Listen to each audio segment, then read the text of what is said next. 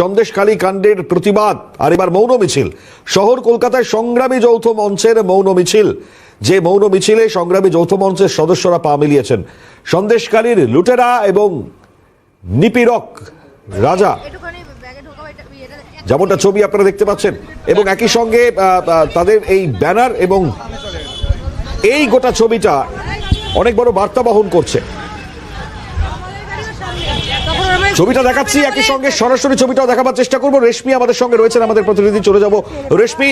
এই মুহূর্তে সংগ্রামী যৌথ মঞ্চ তাদের এই মিছিল, যা অবশ্যই খুবই তাৎপর্যপূর্ণ, তারা কি বলছেন? আর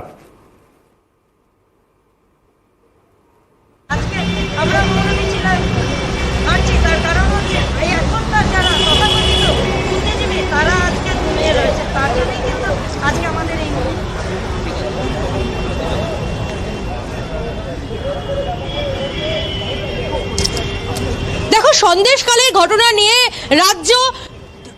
রাজ্যের যারা বাসিন্দারা রয়েছেন এই রাজ্যে, তারা কিন্তু বারংবার তীব্র ক্ষোভ প্রকাশ করেছেন। কারণ সন্দেশখালীতে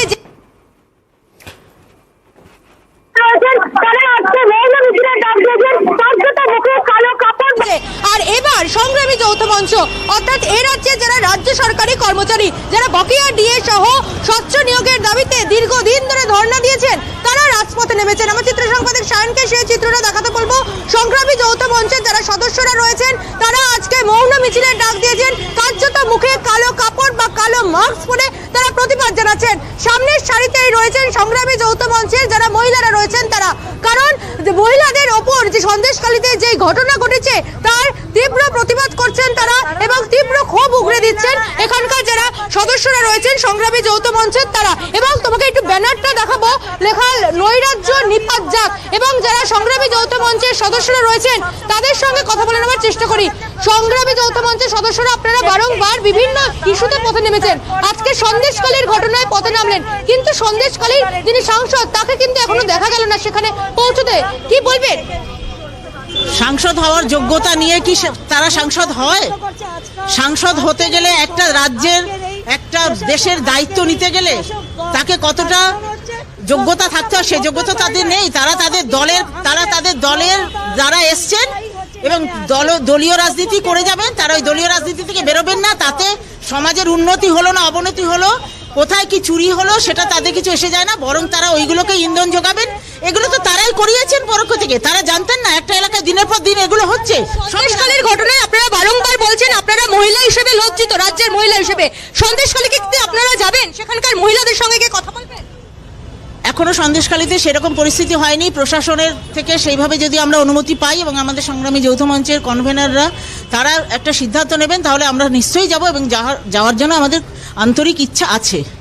এ রাজ্যের পুলিশ মন্ত্রী একজন মহিলা, মুখ্যমন্ত্রী মহিলা, তো সেক্ষেত্রে মহিলাদের যে নিরাপত্তা সেটা কেন সুরক্ষিত হচ্ছে না বলে আপনারা মনে করছেন?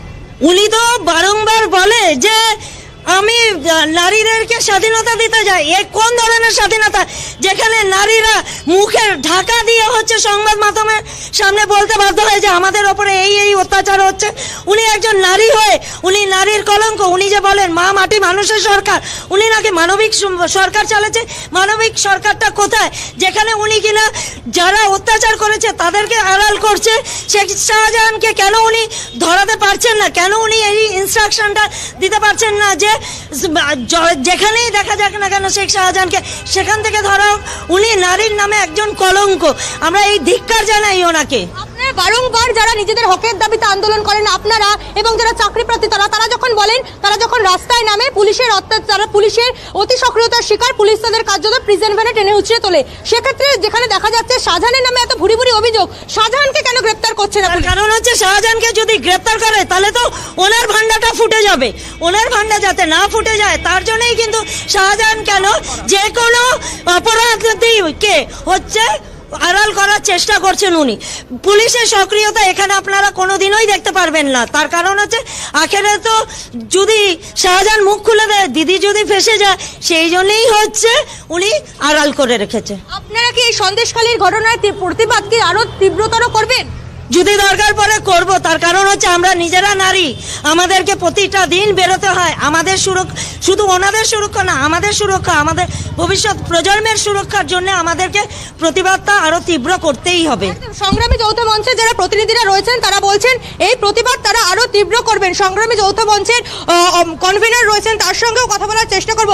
ভাস্কর দা, আপনারা সন্দেশখালীর ঘটনার নিয়ে রাজপথে নেমেছেন এবং তীব্র প্রতিবাদ জানাচ্ছেন। বিভিন্ন জায়গায় প্রতিবাদ হচ্ছে এবং যারা এসসি কমিশন আসছেন, মহিলা কমিশন আসছেন, তারাও সন্দেশখালীর ঘটনায় রীতিমতো ক্ষোভ প্রকাশ করছেন। এখনো পর্যন্ত কেন তাহলে শেখ শাহজাহানকে গ্রেপ্তার করা হলো না? কারণটা খুব পরিষ্কার যে রাজ্য সরকার তো বলেছেন যে এই ঘটনায় তারা লজ্জিত নন, মানে এবং তাদের মদতেই যে এই ঘটনা ঘটেছে, দিনের পর দিন যে তারা জানতেন, জেনে বুঝেই এই কাজগুলো করিয়েছেন, সে তো খুব দিনের আলোর মতো পরিষ্কার হচ্ছে মুখ্যমন্ত্রীর বিভিন্ন কার্যকলাপে। সেই জায়গা থেকেই এখনো পর্যন্ত না হলে পরে অপরাধীরা ঘুরে বেড়ায় কী করে? আমরা কামদুনি ক্ষেত্রে দেখেছি, মানে এই আমলে যত ধর্ষণের ঘটনা ঘটেছে প্রত্যেকটাকেই বিচ্ছিন্ন ছোট ঘটনা বলে চালানোর চেষ্টা, যে প্রচেষ্টা হয়েছে, এটা তার মানে সন্দেশখালীতেও তার ধারাবাহিকতাই চলছে, এর বাইরে কিছু নয়। আমি এখানে একটা ছবি দেখতে পাচ্ছি, যে ছবিটা আঁকা হয়েছে, এই ছবিটার মাধ্যমে কি বোঝানো হচ্ছে? মানে অপরাধের টেবিলে যে মুরগি হাঁসকে যেভাবে করা হয়, নারীর সম্ভ্রমকেও সেভাবেই লুণ্ঠন করা হচ্ছে। সেখানে বাঙালির কৃষ্টি সংস্কৃতি সমস্ত কিছু ছিন্নভিন্ন হয়ে পড়ে আছে, এটাই বোঝানোর চেষ্টা করা হয়েছে। একদিকে লক্ষ্মীর ভান্ডার দেওয়া হচ্ছে, নারীদেরকে ভাতা দেওয়া হচ্ছে, আরেকদিকে নারীরা এইভাবে অত্যাচারিত। তারা বলছেন যে লক্ষ্মীর ভান্ডার সেখানে যখন দেওয়ার প্রক্রিয়া চলতো, সেই নারীদেরকে নানা রকম ভাবে কটূক্তির শিকার হতে হয়েছে এবং নারীদেরকে নানা রকম ভাবে নিপীড়িত করা হয়েছে। কি বলবেন? এটাও তো এই রাজ্যেরই ঘটনা। এই ঘটনা কিন্তু রাজ্য জুড়েই চলছে, এটা শুধুমাত্র সন্দেশখালীর মধ্যে সীমাবদ্ধ নয়। সন্দেশখালীর মা বোনেদেরকে সেলাম যে তারা মুখ খুলতে সাহস দেখিয়েছেন, আমরা প্রণাম নিবেদন করছি তাদেরকে। বাকি জায়গাতে লজ্জার খাতিরে মানুষ বলতে পারছে না, তফাৎ এটুকুই। যেই তাদের জমিগুলি রয়েছে সেখানে নোনা জল ঢুকিয়ে দেওয়া হয়েছে যাতে চাষ করতে না পারে, এটাকে মধ্যযুগীয় বর্বরতা মনে হয় আপনার? এই তো একটা ঘটনা দেখছিলাম, সেখানে বলছে যে একটা মানুষ বাড়ি করছেন, বলছে না এই জায়গাটা তো তোমার নয়, এই জায়গাটা তার কাগজ আছে, তার দলিল আছে, তার নামে পর্চা আছে, সমস্ত কিছু আছে। মানে এই যে জুলুমবাজির সরকার চলছে, আমরা তো এটা শুধুমাত্র জুলুমবাজি বলবেন না, এটা হচ্ছে প্রতিষ্ঠানের মধ্যে থাকা দুর্নীতি। এই দুর্নীতির বিরুদ্ধেই কিন্তু আমরা লড়াই চালিয়ে যাচ্ছি। আমরা বারবার করে যে দাবি করছি যে প্রাতিষ্ঠানিক দুর্নীতির বিরুদ্ধে সংগ্রামী যৌথ মঞ্চ লড়ছে, এটাই প্রাতিষ্ঠানিক দুর্নীতির একটা বড় নিদর্শন। মানে এইটা নিয়েই এই রাজ্যটা বেঁচে আছে।